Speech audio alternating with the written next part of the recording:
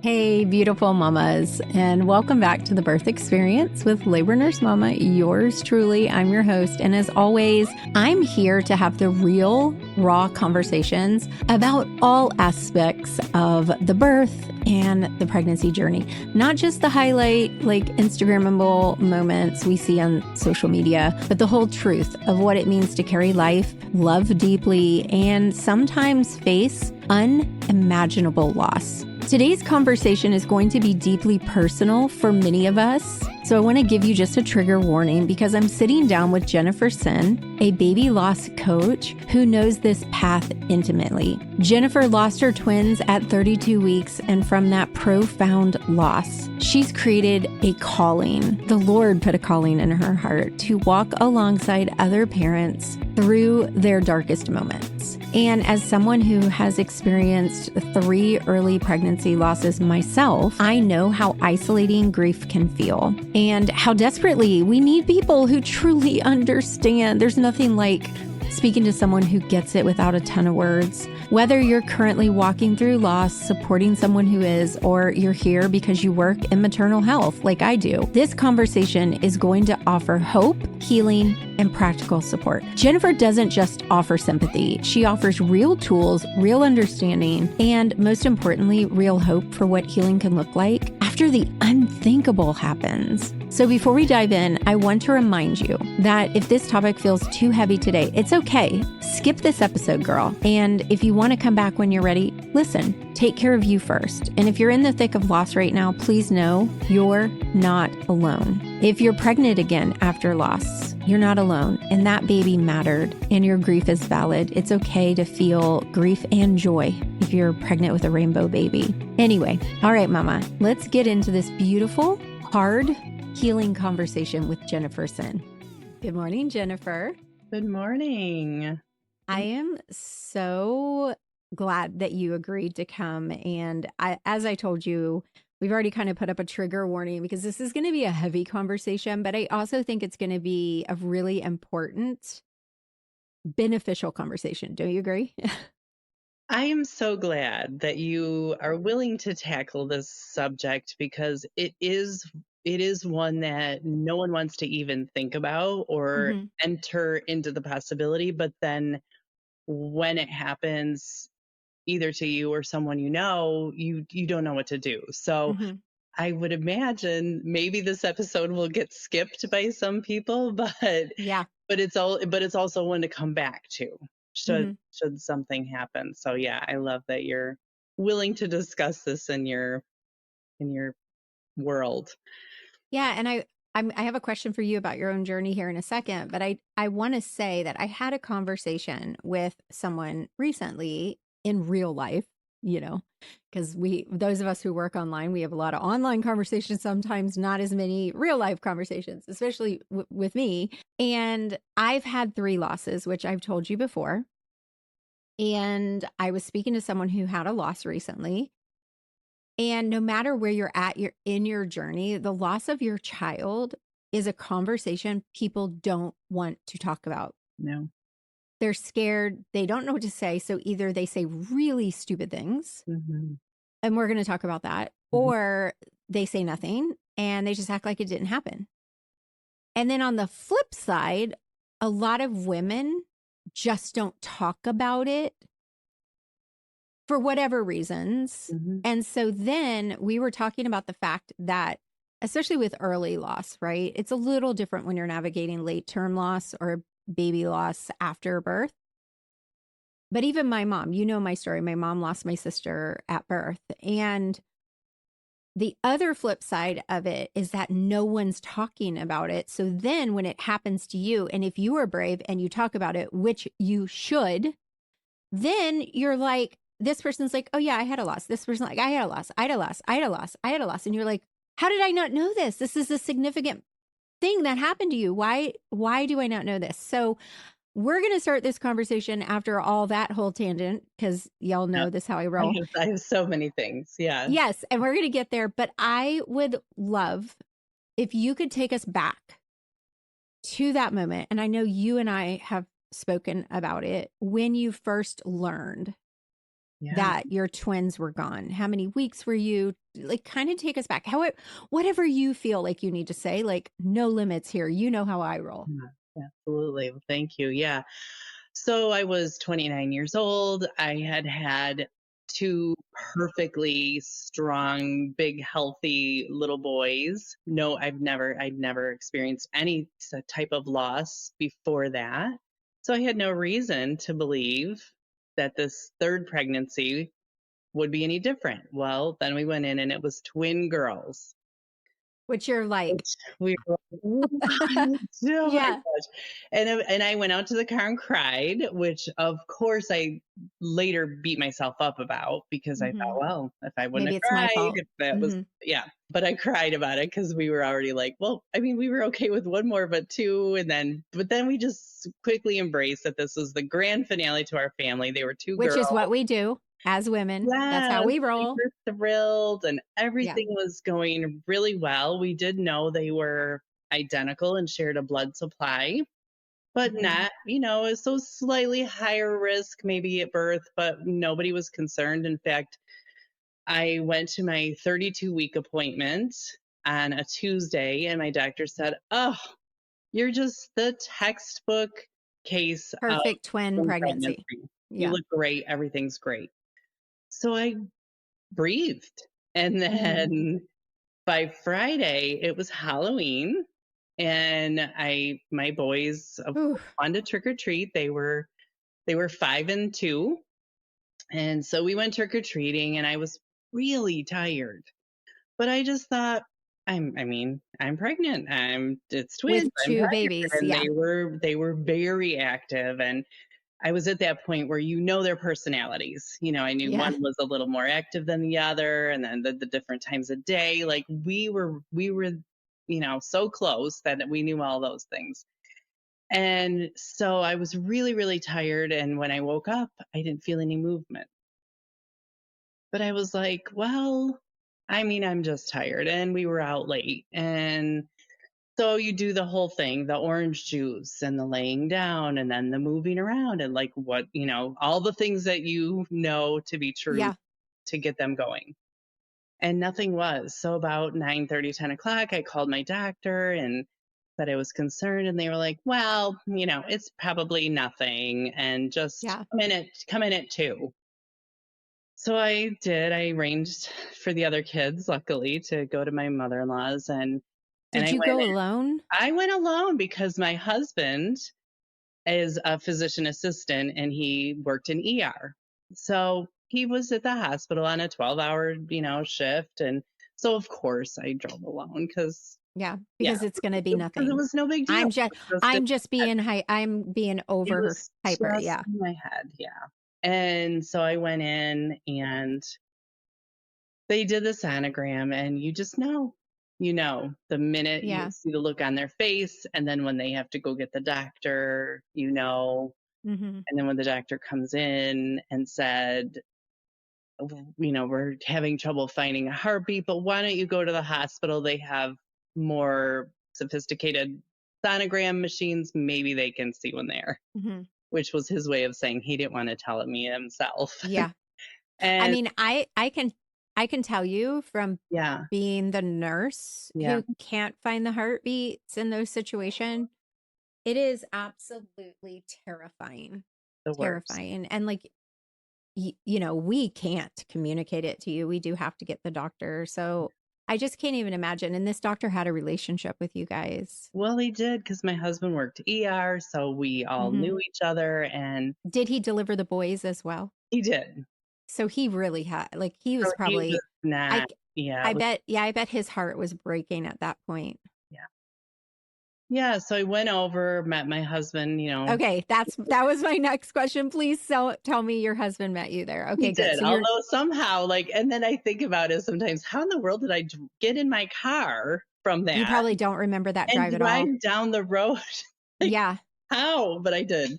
But you Do just you feel, feel like you were still like hoping at that point, yeah, or did you yeah. know? I was like, oh, well, they'll find something and we'll figure Yeah. this out. We'll make it. It'll be okay. So I met up with him there and, got the definitive diagnosis. Then we're presented the options. Do you carry it around until you go into labor naturally? Or do you start induction? And I just was like, well, I don't know. I just didn't know. So we Yeah, went. how do you make such a big decision at that moment? Like, that's a lot. Yeah. Yeah, you just can't because Hmm. it's nothing you ever dreamed that you would ever have to think about. Yeah. So we did go home that night. And I remember, and my husband, I remember him. I mean, he's the most amazing, and very clinically minded, of course. Yeah. And he was just like, I could tell he didn't want to touch me because I had dead babies, Mm. and it was, I don't think you've ever told me that before. I probably didn't, but it was really, and he did. I mean, he was as good as he could be, but I could tell it was really Well, freaky. and It was and freaky. he just lost his two girls. And he did. Hmm. Yeah. And he, in his clinical mind, was trying to make sense of this, like, Hmm. this whole thing. And then there was me. It was not good. And so we decided we had to go home. We told the boys, the family, everybody was And there, how old were the boys at that point? 5 and 2. So they didn't understand. My oldest one did some, but not so much. Hmm. And then I went in the next day, was induced for 3 days, Oh which my gosh. this was my And you're in labor and delivery, in labor and delivery. which is so hard. So hard. Yeah. For 3 days. And that was kind of my legacy with the other boys too, is I, tried induction and I just ended up with C-sections with both of them too. But they really were trying to avoid that because they were like, Yeah. enough's enough. We don't want you to have physical recovery on top of everything Hmm. else. So we did it for 3 days. At the end of the third day, I said, that's it. I'm done. Hmm. I went and I called in my dream team. I had, the doctors I wanted, the anesthesiologist I wanted, everyone I wanted was there. Hmm. And we, it was as good as it could have been in that situation. And it just, yeah. And then you go home. Well, let me ask you a couple questions because a lot Yeah. of things have changed. Mm, I've been a labor and delivery nurse forever, yeah. 20 years and 16 years in labor and delivery. And when I first started, it was starting to get better. But I know when my mom had her baby, my mom didn't even get to see or hold her. What was your experience with the girls? Did you hold them? Did you spend time with Did. them? We Did you did. get pictures? We All of had, those? so not to sound like a dinosaur, but there were no cell phones yet. No, well, I It's know. been I'm a dinosaur 25 too. years. So yeah, they gave us a disposable camera. They did do the hospital pictures with them. So I do have pictures. It's certainly not like people have now by any means, but Yeah. and we did spend a decent amount of time, although I have no concept of how much time it was. Did they give you a memory box or anything like that? No, no. So I don't know if you're aware of the differences now. You probably are since you're in this Yeah, field, but now we have the cooling cots, so good. which I keep the know. baby. I mean, I've had moms that keep their babies for like up to 36 hours. That's a And it's really based on them. hmm And thank God for some of those advances. And yeah, like the nurse who labors and, your labor and delivery nurse, we're the ones that have the honor of yeah, taking pictures, getting footprints. I always tried to get a handprint. It's not always as easy. Getting pictures of mom and baby, partner and baby, whoever's in the room. And I feel like that in itself honors that this is your baby and that's your time with them, yeah, you know? for sure. And I'm so grateful for the advances I've seen because when I first started, there was almost like a she wants to hold them how long? Like what? Like there so do you feel like looking back, are there some things that you wish the medical team, the staff had done differently? Yes, I do. I think they were amazing. I have nothing but wonderful memories of what they did try to do, but yeah, like Hmm. they're definitely. I think I went from I didn't want to see them at all Mhm. My husband insisted on it. Thank goodness. And I'm Yeah. glad I did. Thank goodness. And I'm glad I did. Yeah. Of course, part of me now is like, I wish I could have done it longer. And I should Yeah. have gotten more pictures and I should have, but you don't There's know. so many what ifs. There's Goodness so gracious. many. What ifs can kill you. When you're in that Yeah. moment, you just are survival minute to minute. Mhm. So Yeah. yeah, but there Do you would, think their communication with you? Do you think there's wording? Do you think there's demeanor, like ways that you feel? Because I have a lot of maternal health experts who listen to my podcast. yeah, So I would love for them to hear from a mom. yeah. The I one do feel like we've come a long way. So I hopefully, think so. yeah, I do yeah, too. I work a lot too with my local hospital and I'm like, oh yay, I'm so happy they yeah, have these yeah, things now and it's so much better. But really the thing that stands out is one of the labor nurses I think she had a loss herself and told me about it. That's what we want to hear. yeah, We at least for myself, and I believe that a lot about a lot of the women I work with, we want to know someone else survived it because it yeah. doesn't feel like we're And ever here gonna you are. survive this. Yeah. Yeah, but like, oh look, they survived it. How did they, And so Hmm. hearing someone else's story, and honestly, anytime she could, she would just come in and hold my hand and cry with me Yeah. or let me cry. That's it. So, She so said, for you guys listening, if you're a labor nurse, because there's a mixed bag on that one. I mean, obviously we can't lose our poo. We have to be able to do our job, but crying, like I think every loss that I've been the nurse for, I I'll tell you, I'll be honest with you. In my experience, the mom is a freaking rock, and it's the dad who loses it the biggest yeah, during that experience because she is focused. She has a job. And I feel like the mom loses it a little later, whereas the dad has a really hard time, you yeah. know? Well, men are groomed to be the fixers. They're the Hmm. ones that are supposed to And make they can't everything fix okay, and this. there's nothing they can do. Yeah. Yeah, it has to be the most helpless feeling ever where, like you said, the woman, She has a she job to has a do. role, she has, people are taking care of her and things like Hmm. that, where he's just standing there helpless. So that Yeah. would make sense. Yeah. Yeah, I think that's my Whew. biggest advice is to say nothing. Yeah. Say Oh my nothing, gosh. be Yes. there, hold their hand if they want, Cry with them. be there and it's okay to just say, this is terrible. I hate that you're going through this. Hmm. That's it. So obviously, so a lot of you guys know that I also have a coaching business. I want to say mentoring. We were talking about this word. I Mhm. mentor and I guide women who have an impact driven business like Jennifer, how to do the things that those of us are really experts in our field don't know how to do, which is like social media and like outreach and growing funnels and all that. But I want everyone to hear, what was the turning point that made you realize I want to help other parents experiencing baby loss and how to navigate that? Mm. Truly, my own story was after my loss, I didn't know what to do. I had these two little boys who needed a decent mom. Hmm. And, I tried to put it all together. So I just dove into being a mother. I had another baby shortly after. Did you go to It was a whole therapy? other thing. No, no, we didn't Oh go to Lord. therapy then. Yeah. Mm. Okay. Yeah, no, I know. Because No, I'm an older woman too. I that know was what that's only like. for like, Yeah. yeah, people You who are, you die, you dig in and you do yeah, like you just do it. You just function. work, Yeah. you get it over, you just put it Yeah. behind you.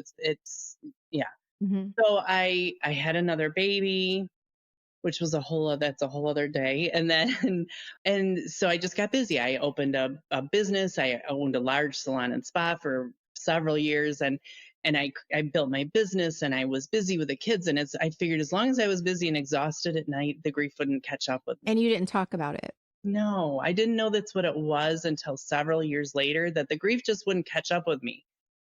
And there was always a desire from the moment it happened to me. And it also had happened to my mom. So this was sort of a family legacy. My Ooh. mom had a full term stillbirth too. Did I? I don't feel like I know Yeah, this. maybe not. Yeah, my Oh, mom, wow. yeah, her baby died during birth that was older than me. So, we've always had this So conversation you in knew our that your whole families. life. Like, Yeah. I saw what happened. And I knew I wanted to be able to help other people through this someday because I found so much comfort in the ones who Yeah. did come forward to me. But I was Did your so busy. mom, did your No, mom help you in any way? no, Because we know your mom's not going to listen to my podcast. So I feel like you could be no. honest about My mom, that. my mom died Yeah. about a year ago, but yeah, Okay. she didn't. She never really could say. Because they didn't talk about it They for didn't sure. talk about it. My mom, I think I told you this when my mom lost Michelle, which I like to honor her by her name. Like, let's say her name. Her name was Yeah. Michelle. When my mom lost Michelle, my mom, so she was, my mom had my sister and brother and my older brother. I think I'm the baby of 7. So everybody's way older than me. And I'm pretty sure Steve was still living at home. And my grandma came in from Kentucky. My family's very Southern. Let me just say that. And Southern women just tuck in and do. They do not sit around and complain. And my mom told me, now, Jennifer, this was literally when I had my losses. The same day I lost my first loss, my niece lost a 34-weeker to a cord accident. And somehow that brought up conversations that, I mean, when you're growing up as a teenager, you're not thinking about your mom and what she's going through at all. So I never really asked her about it. I always knew the story. Like I knew because she always signed my cards. You're my miracle baby, because she wasn't supposed to get pregnant again. She got pregnant. She had me. So the story was always there, but I never actually woman to woman, like this makes me choke up a little, like asked my mom. Yeah. And gosh, darn. And I remember when I had my loss, which changed me as a woman because I had always had a preconceived notion of especially early term loss. And as a labor nurse, it completely redefined me and allowed me to be a better one. And then I had 2 more losses. But I remember talking to my mom, and for the first time, I wondered, like, what was it like for you, Mom? Tell me the experience. And I remember her telling me that, which my mom is, you just have to know me, but my mom was in bed. First of all, she had a C-section, number one. And she's got 2 kids who are, I mean, probably about the same ages of yours. Yeah.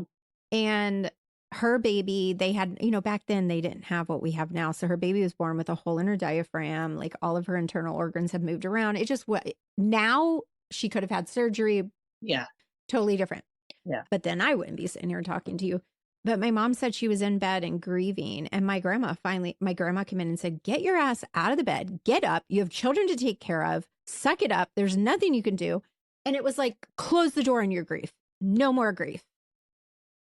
And hearing my mom say that, it explained so much to me about my mother as a woman. And so, like, I would gander your mom went through a similar type of suck it up, deal, life happens. This is just part of life.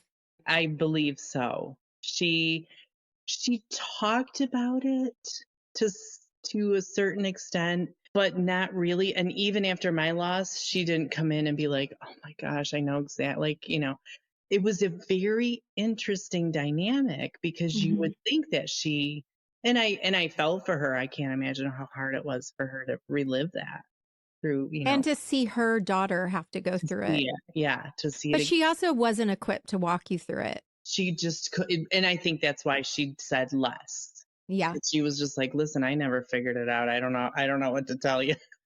Which again, like kudos to you, Jennifer, because you're like, okay.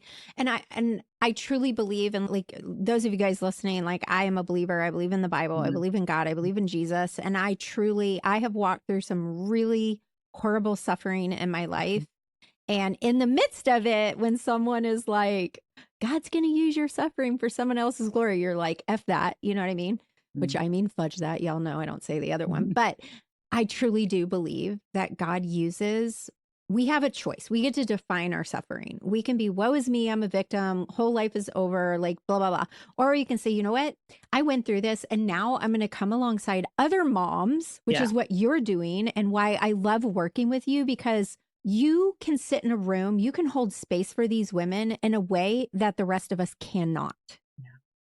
Yeah. And There's something different when you've lived it mm-hmm. versus just learned about it. So that is really, I sat for a very long time in like, I guess I just have to like get through this life. I can't make any plans. I can't do anything. And, I'm just going to have to just struggle through and get through and make the best of it as I can. Mm-hmm.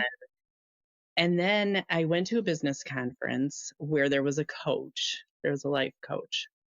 And I thought, well, that's weird. Why do they have a life coach at a Who needs a coach for conference? life? Like this Yeah. business. I don't know Yeah. what she's doing here.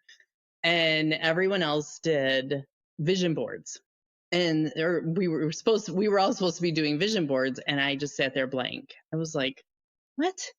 Like, what do you Yeah. mean? What is this I hokey don't know doke? that I can make money. I don't know that I can have anything better. Like, I'm just, I'm lucky Did to. you feel guilt of I maybe being excited about life I or was just having? like, I was just really bewildered by it all. I'm like, how do Yeah. these people dare to say this? Like, you don't know what's going to happen. You can plan your whole life and you don't know what's going to happen because Yeah. like Yeah. I had No, the lesson and like and there's before, like for me, like one of my big things is my ex-husband fell and had a yeah, very significant brain injury. There's life before it and there's life after it. that's And exactly it. and I feel like I still to this day have to like reel myself in of feeling like what's next? Like what Yeah. bad thing is going to come? Yeah, Yeah. that's exactly how I was. I was like, well, Mhm. maybe I could get a nicer car, but I don't know. You never know what's going to happen, Yeah. and that's really how I was just operating. And she saw that. She saw I was sitting there frozen and she came over and she's like, "What's really behind this?" And then I just was like, it just all of a sudden I realized that because of my experience with my loss, I was living life very, very safe because I just didn't Mhm. ever want to set myself up for that kind of disappointment again. Yeah. And then I worked with her for a while afterwards and I thought, this is it. This is what I needed to know in order to help women do what I wanted to do and help walk them through it because Yeah. she just was able to show me like it's okay. It's okay. No one ever told me it was okay to grieve. No one ever told me it was okay to cry or be angry or, none of that was okay until she told me that it was. And that's so simple. And that's what I needed. Yeah. And I think we as women, we get so sucked into the guilt and into being the blame. And when something like this happens in your body, you can't not blame yourself. That's where you go Yeah, your is body failed blaming you. yourself. That's how I felt too. Like my Yeah. baby, I felt like my body killed my babies. Yeah. Yeah. And Yeah. then so being able to help women release that and Mhm. release that guilt, like Yeah. it changes your whole life. It changes every aspect of your life. So that would lead me into like, how do you help these parents navigate those different stages of guilt or grief, especially Mm. when you and I both know men and women or, Mhm. people grieve differently. So how do Yeah. you navigate that? Like, and what does it look like for these moms to work with you and walk this journey with you? Yeah. Typically, they will come to me because of something. They just can't let something go, whether it's guilt, whether it's the anger, whether they're frustrated with their body, maybe they want to get pregnant again, but they're scared. Yeah. And so then we just, we really, what I love about what I do versus therapy, I love therapists, but Yeah. it's definitely more action focused instead of just analyzing. Like, yes. Which, hello, I am like not to interrupt you again, but Oh, you're right. have you ever seen, there is a documentary, and those of you guys who listen to me regularly probably know I talk about this, but Jonah Hill has a documentary. Have you seen it with his therapist? It's like No, something Stutz or something. If no. you haven't watched it, watch it because he talks about how you go to a therapist because you want them to tell you what the stink to do and they just listen. Then, and And then you go to your friends who you want to just listen and they tell you what to do and they don't know what the hell they're talking about. Right. So Yes. I love it that we're saying I this love because that. I do think there's so much value in therapists holding space, but I'll tell you what, my best therapists have been the one who have broken the wall and told me exactly what I need to do because that's what I need sometimes. Yes. Right. I think there's something, I love therapy and it certainly has its place, but there's also a point, which I think is what I do in coaching is, yes, here's your experience. We're going to honor it. It's not going Yeah. anywhere. It's going to be there. So how do we take that experience and keep going and keep planning and all the while let this experience feed you. It made me a better mother. It made me more intentional. It made me, really dive into my relationship in order Yeah. to save it.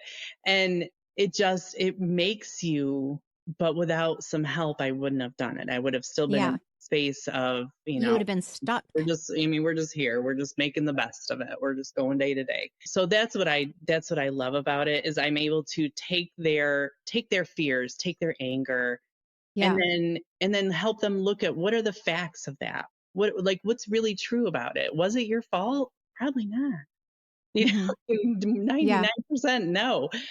What are the facts of it? How can you think about things different and talk better to yourself? I do a lot of Mhm. that with women because we talk to ourselves so terrible, Yes. worse than we would Yeah. ever talk to anyone Yeah. else. And talk better to yourself and start releasing that guilt and fear. Yeah. If you could go back Mm, and tell Jennifer, like mm, your past self, one piece of advice during your darkest points, what would that be? mm. I think it would be that I still would choose this experience over I would still go through the experience to have had as much time with them as I did. Those Mhm. 32 weeks was so joyful and so exciting. I wouldn't ever take it back. Wow. That's really huge. And who it made me on the other side of it, even through the struggle. Mhm. I do wish I would have told her to find some help sooner and that it was okay to look for help. But even through the struggle, I think who I am now wouldn't have been possible without that experience. Yeah, because now you're a baby loss coach, a pregnancy loss coach. You provide stillbirth support, Mhm. and all of that comes from losing your twins. Yeah. And I remember when I was pregnant with Grayson, so I want to ask you about your pregnancy after the loss. Mm. I was a wreck, and I remember someone who had experienced a lot of loss, like a lot more than me. She said, "You are pregnant today. You have the honor of carrying this baby today."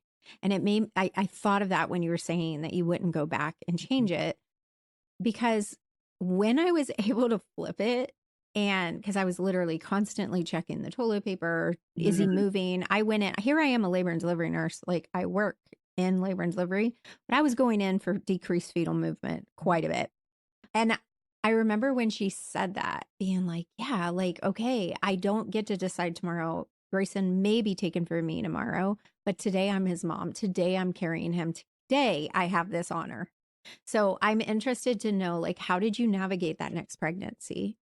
Was there a lot of It fear? was, yes. I was at the point where I was like, I knew that this could not be the end of my story.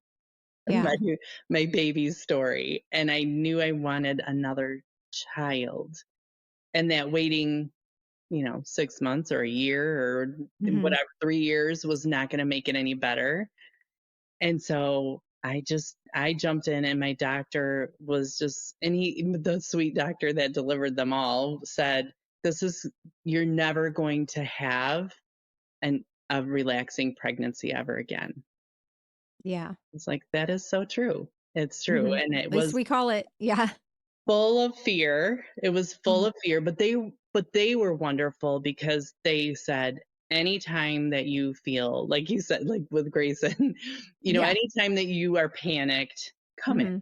Just come Yeah. in. We'll do a heartbeat check. We'll do a scan, whatever we need to do to put your mind at ease, which was a lifesaver. I Did you didn't do do it that? very often, not very, Okay. maybe twice. Yeah. I tell my Um, students all the time, we don't mess around with that. If you even yeah, think, just come in. if it eases your mind, Yeah. it's okay. Because we won't judge you on that at all. Yeah. No, because it is so, so scary. So, Yeah. yeah, it was a really hard one. I feel like I disconnected. I disconnected from her From because, bonding. mm-hmm. Yep. I mean, I was so thrilled. I was so excited. I couldn't Yeah. eat all of it. But at the same time, there was a part of me that was like, I don't know if she's, I mean, I don't know. Yeah. And you Well, say things to yourself like, well, if this baby yeah. And comes, then you find yourself like not wanting to future pace at all. Like I felt the same way. Like I didn't want to talk about the future with Grayson. And I even remember the first few nights with him after he's born, feeling very much like it was surreal and it could all go away at any moment. scared to death. Yeah. Yeah, Yeah. it was not the joyful ones like the ones before. Yeah. And I'm so glad we're talking about this because I feel like for any of you guys listening, I feel like I also felt guilt that I wasn't like, I don't know. Not that I didn't bond with him at all, but it was different and I was scared. There was so much fear. And after he was born again, like there was so much fear. Yeah, And, no one really normalized that for me because nobody freaking talks about it. nobody talks about it. Yeah. Yeah, I was very, very protective of her. Probably still am. I But I would love to hear what she has to say about that. would agree. Yeah. Yeah. I Yeah. was, yeah, because I put all my eggs in her basket, here, Yeah. here, you're supposed to make up for the two that aren't here. Yeah. That was a lot.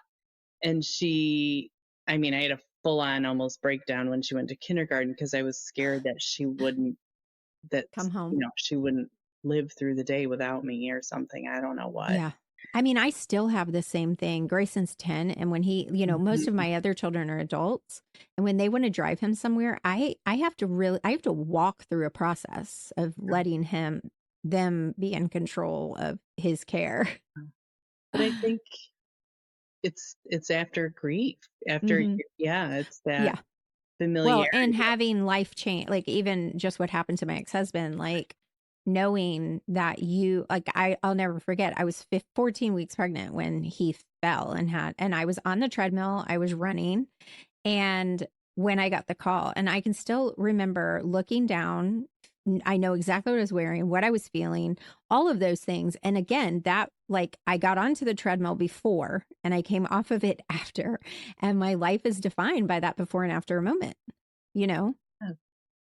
Yeah. Yeah. Oh my gosh. Yeah.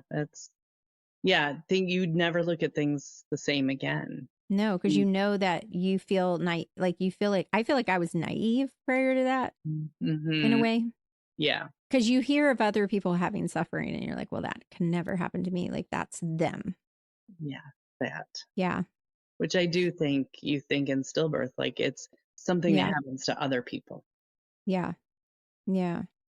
Well, and people dismiss your fear too when you're pregnant, like with the like decreased fetal movement, and people are like, well, everything's fine. Like, okay, well, we don't know that. Let's go in and get checked. Women have had Okay. babies just Yeah. fine for years. Yeah. Well, And women have lost and babies they, for years. yeah, that's the part they didn't, yeah, they Yeah. don't take into account. I know. And well, and people people are like, "Oh my gosh, you're a labor nurse. That's so amazing. Like what an amazing job." And like Fun. every time I hear that, like I flash all the moms that I've sat with and the babies I've taken care of that didn't make it. And not that I want to scare anybody. This is why I gave the trigger warning, but I feel like this is a conversation that needs to be had and we need to talk through these things because this is real life. Life, we talk about this in the coaching group. Life keeps lifing It does. no matter what.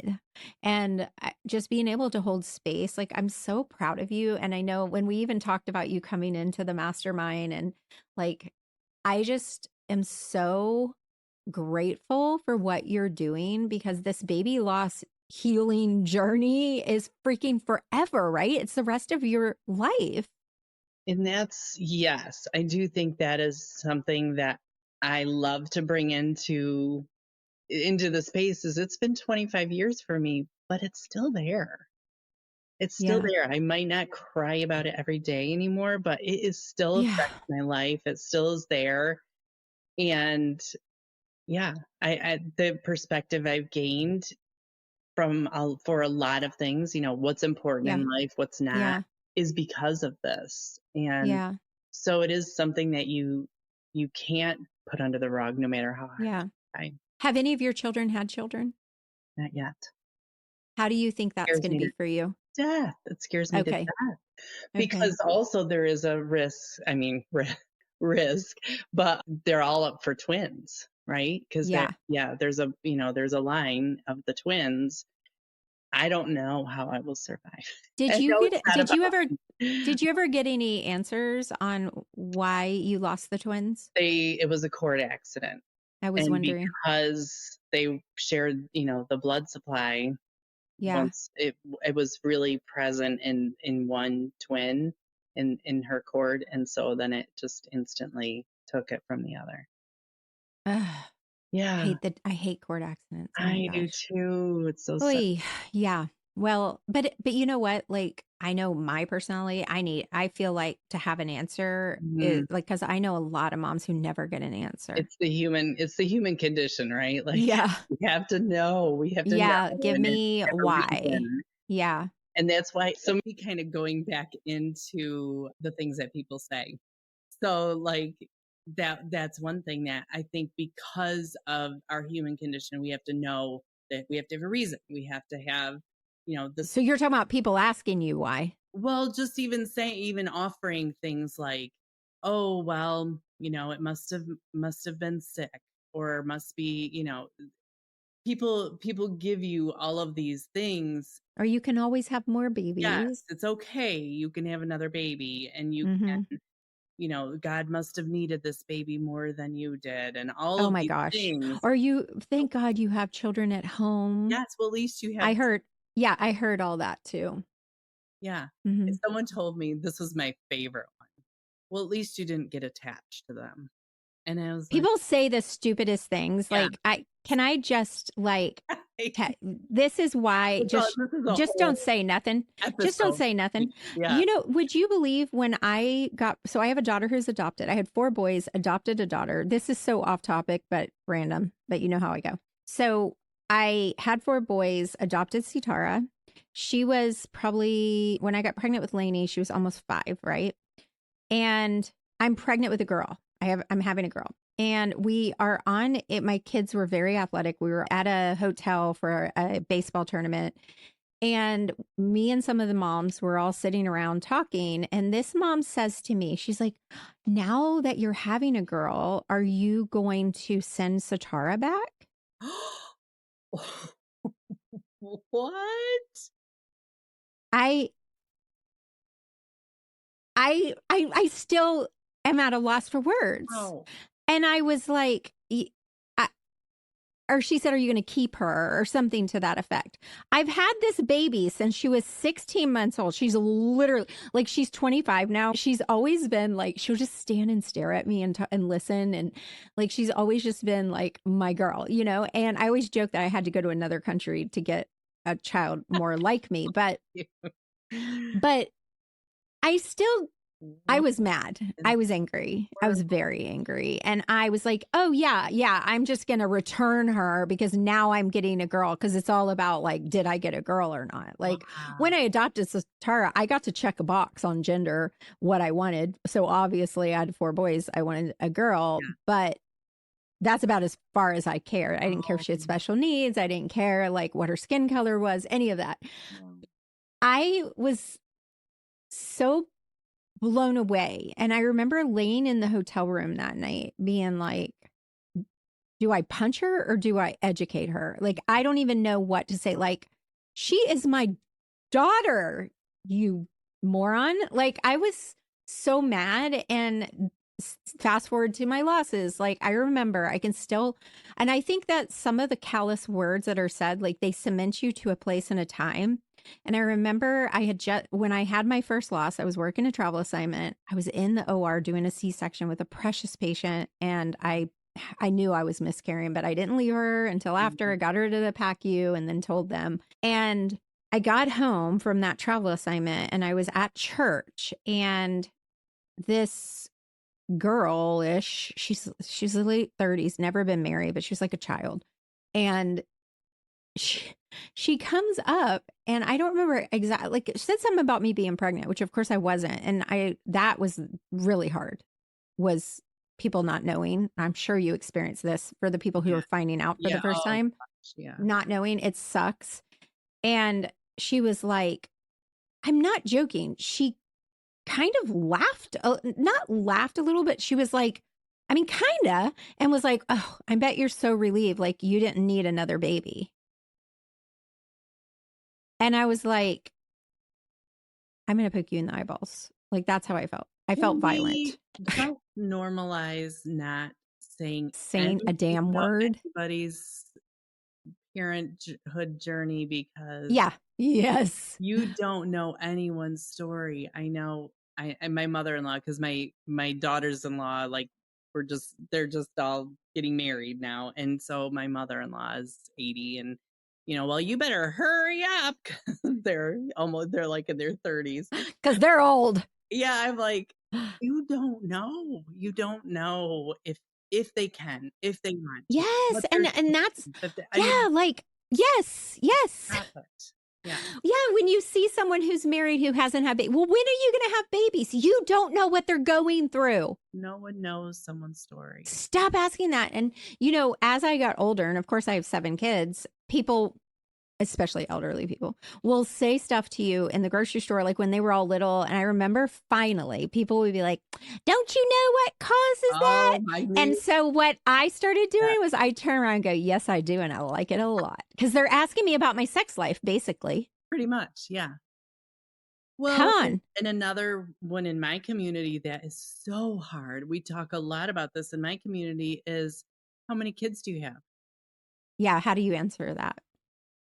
And I know it's a conversation starter. I know it's but when we're being sensitive to everyone else's, desires in the world, let's be sensitive about. Like, how about, tell me about your family instead of asking how many children do you have? Yeah. I know. And I mean, truly, unless you've been through it, it's something you don't think of. But I would love to see society grow in some of these areas too. How do you coach these moms and these parents in your community who have lost? How do you coach them for that one?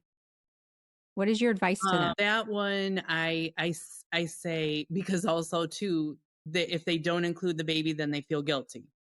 Yeah. Like, so there's like this whole multi-layer thing that goes with it. But I just say, you assess who's asking. Do they get to know your whole story? Do you just tell them, maybe the ones that are the children that are with you, maybe you just tell them that number, because they really don't care. It's truly just, people don't it's care. just a point of conversation. They really, and they don't want to hear something hard, and they don't want to hear your whole, I mean, now I've done that before where I've said, oh, I just have 3 kids. Then I get to know someone a little more. Then I let them in on my whole story. Yeah. Because then we're a little more invested, and they can carry it. I want to share with them.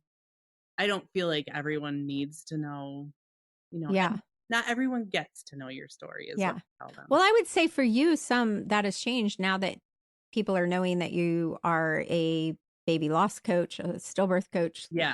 Oh, 100. So that might be opening up doors for you as well. Yeah. Well, Jennifer, this has been an amazing conversation. I am so happy that you came on. And for those of you guys who have stuck with us to the end that are listening, if you want more information or you're going through loss, Jennifer, tell everyone where they can find you. I'm on Instagram. I'm on all the socials at Navigating Baby Loss. And my website is jennifersenn.com. And I have a free ebook that. Okay. So we can link that. Yeah. Can we link that in the show notes? Absolutely. Okay, good. So if you guys want that's perfect. And thank you again for sharing your story. And thank you for doing something so amazingly needed.